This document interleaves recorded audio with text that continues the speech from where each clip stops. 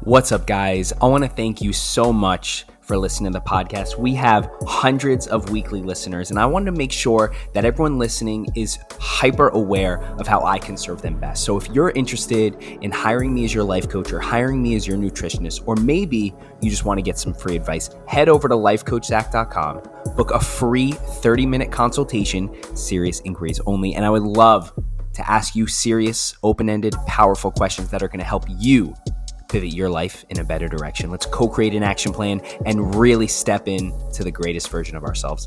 Here's the podcast. This is the first podcast I've recorded in probably about a month, so I might be a little rusty, but I wanted to thank you so much for taking the time out of your busy schedule to hop on the Life Coach Zach podcast today. To all the people that are listening on Audible, Spotify, Apple Podcasts, and watching on YouTube, today my special guest is Grant Baldwin, speaker, podcaster, author, entrepreneur, all-around normal dude trying to make a little dent in the world. Grant, how you doing today?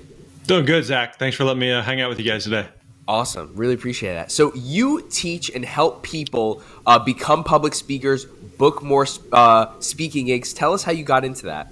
Yeah, so if we go way back in time, in high school, I was really involved in my local church. My youth pastor had a big impact in my life. And so that was kind of the train I was on as I wanted to be a youth pastor. I did that for a little while. And that gave me a lot of opportunities to speak. And speaking was one of those things that I felt like I was decent at. I wanted to do more of, but just had no idea, like how do you actually book gigs and who hires speakers and what do you speak about? How much do you charge? And like, just how does this mysterious black box work? And so at the time, this was probably 15, 16 years ago or so, there wasn't a lot of resources out there teaching, like, how do you find and book gigs. And so I was just like stalking other speakers and emailing them and harassing them and just peppering them with questions, just trying to just tell me what to do. And I always felt like, man, I can execute, I can do it, but just someone tell me what to do.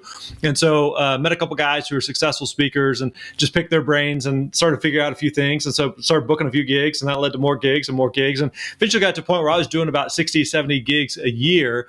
And then I had a lot of people who were asking me the same questions that I was asking, of just like, hey, how do I get going? And how do I find gigs? And what do I speak about? And so that's about 6-7 years ago or so is when we started the Speaker Lab, and that's the core of what we do now, is just teaching people how do you find and book paid gigs.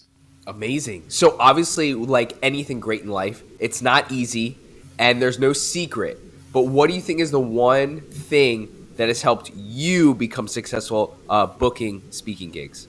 Yeah, I think, a few things. Like one big thing that's made a big difference for sure is just having a long-term perspective on it. I think that it's easy to kind of, especially for entrepreneurs, to kind of bounce around to whatever the latest and greatest, hottest trend is.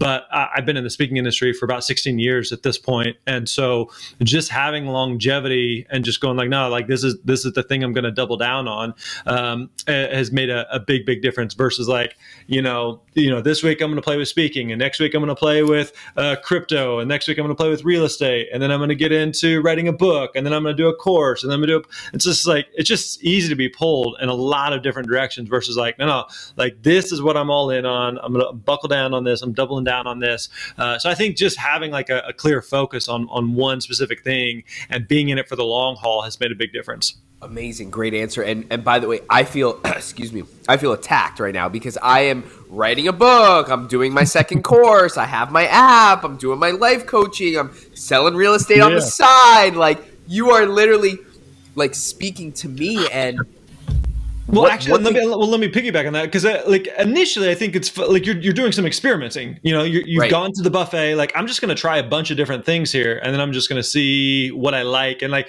there's some things like I'm going back for a second for that. And like that was disgusting. I don't want another bite of that. But like at this point, you're figuring some stuff out, which there's nothing wrong with. But at some point, it's just like, okay, I can't keep figuring things out, and I gotta commit to something and start to move the ball forward. Otherwise, you're never going to make traction with any one thing. So yeah, it's fine for a season to go to the buffet and do some sampling, but at some point, like pick a lane. Absolutely right. I tried it. Like right now, I'm breaking it up into sprints. So the next 3 weeks, sprinting on my book. The next month, sprinting on the course. The next month, XYZ. But you're absolutely right. So as someone like me, I'm a certified life coach, certified nutritionist.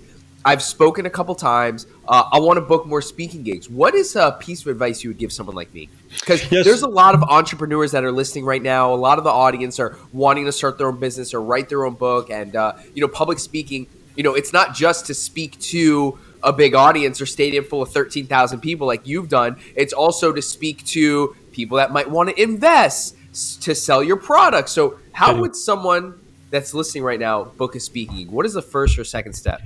Yeah. So what we teach basically is what we call the Speaker Success Roadmap. It's a 5-step process that makes the acronym SPEAK. So SPEAK. And so I'll walk through this real quick and then we can kind of dig in wherever you want. But the first step of the process, S, is selecting a problem to solve. And this comes down to a couple questions. Like you got to be really, really clear about who you speak to and what problem it is that you solve for that audience. Now, this is a big challenge for a lot of speakers because again, we just enjoy speaking. And so we want to speak. And so what ends up happening is we say, well, what do I speak about? I was like, I don't know, man. What do you want me to speak about? I can speak about anything, or who do I speak to? I don't know. My message is for people. I speak to humans. It's for everybody, And so we want to cast the net as far and broad and wide as possible, but like that just doesn't work. And it kind of goes back to that buffet thing we were just talking about. So, Zach, if we were going for lunch, we were looking for a good steak, for example. Like we have a choice. We could go to a buffet where steak is one of 100 things that they offer, or we could go to a steakhouse where they do one thing, but they do that one thing really, really, really well. And so it's counterintuitive, but as speakers, as entrepreneurs, like you want to be the steakhouse and not the buffet. So that's the first part of the process, is getting clear on who you speak to, what problem you solve. The next step, P, is to prepare your talk. So to get really, really clear on like, what's the solution and how are you going to provide that solution? Are you wanting to do keynotes or workshops or breakouts or seminars? Do you want to do virtual? Do you want to do in person? The next part of the process is E, is to establish yourself as the expert. So 2 key marketing assets that every speaker needs is you need a website and you need a demo video. So website in this day and age, if you don't have a website, like people won't take you seriously. You got to have a site. And then the other part is the demo video. And a demo video, think of it like a movie trailer. You take like a 90-minute, 2-hour movie, you boil it down to 2 or 3 minutes. And within those 2 or 3 minutes, you have an idea of who's in it, what's the plot, what's the theme. And the goal of a demo video and the goal of a movie trailer is to make you want to see more. And so that's what you're trying to do. That's what you're trying to accomplish, is to give people a taste, because as event planners, they're not going to watch, they don't need to watch a 60-minute video of your talk to determine whether or not you're a fit. They just need to see a couple of minutes. So you need to consolidate that down to 2 or 3 of your tightest, best minutes to just give people a taste of whether or not they might want to hire you. And then from there, A, acquire paid speaking gigs. Now, this is where you have to have a system, a process, be much more proactive than reactive. So the mistake a lot of speakers make is we just kind of like, all right, I got my website, I got my video, I think I have an idea what I want to speak about, and I just sit back and I wait for the phone to ring. And like that just doesn't work. Like you got to be proactive in reaching out to and following up with events and event planners. And then the last part of the process, K, is know when to scale, meaning we kind of touched on this, but a lot of speakers are interested in speaking, but they're also interested in doing a book or a course or coaching or consulting or doing any number of things. And that's fine. Like you can do all the things, but you can't do all the things at once. So something's going to come first, something's going to come last. You got to determine how speaking fits into the mix for you, meaning that there's some speakers that do 100 gigs a year and that's all they want to do. And some speakers that do 5 gigs a year because they've got other streams of income, other things that they're focused on, and maybe speaking like drives traffic to some of that or lead gen to some of that. And so again, it's not that one's better or worse. You just got to decide what makes the most sense for you based on what it is that you're trying to accomplish. So again, that's kind of the big picture framework that we walk people through. Amazing. So how much does a typical public speaker get paid? Obviously, there's a wide range, the Tony Robbins, the Darren Hardys, the Brian Tracys, the Jim Rohns of the world.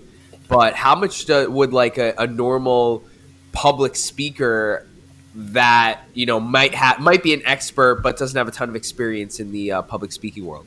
Yeah, you're right that it ranges significantly. And so let me give you a couple of answers here because there's a few variables that go into it. One's going to be your industry. You can charge more in some industries versus others. You can charge more speaking to corporations versus, let's say, nonprofits. You can typically charge more speaking to colleges versus elementary schools. Again, it's not that one's better or worse than the other, but they're each going to pay differently. Now, that's also, I would not recommend or advise saying like, okay, which one pays the most? And let's just do that one. No, that's a horrible approach. It's a horrible idea.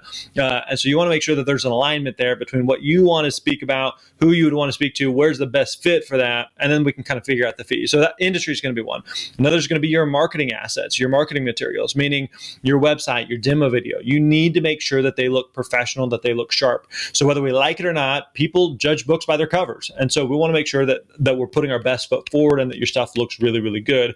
And then the last part of or another variable is going to be your experience, meaning if you're a brand new speaker just getting started, started, you're probably just not as good as a speaker who's been at it for 20 years and just frankly just a better speaker.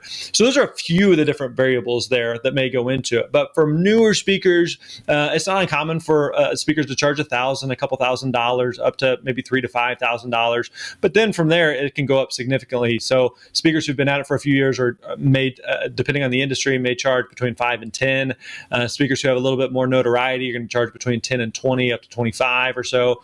And then there's certainly speakers at the upper echelon who are consistently charging 25 to 50. And then it kind of get above 50, it's more celebrities and kind of names that are going to put butts in seats. But a shortcut for people who may want to check this out is we put it together a free speaking fee calculator that people can check out over at myspeakerfee.com. Myspeakerfee.com. It's totally free. You answer literally, it's like 8 or 10 questions or so, multiple choice, and then it'll spit out a number for you at the bottom of what you should be charging. So that gives kind of a simpler way to like get a specific answer for you versus just kind of thinking through all the different variables. So again, check that out. It's totally free. Myspeakerfee.com. Amazing. And to all the people that are listening that are interested in learning how to be a public speaker and booking speaking gigs, should they go to grantbaldwin.com or should they go to Speaker Lab?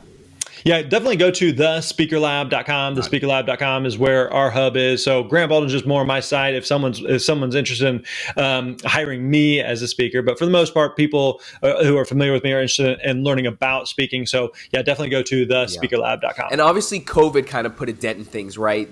People weren't able to get in arenas or anything, but has everything gotten back to normal, you think, as far as like the in-person speaking gigs? Yeah, absolutely. In fact, COVID, in hindsight here, has been one of the best possible things for the speaking industry, which sounds weird, but here's kind of what happened is pre-COVID, there were really no virtual events. It wasn't really a thing.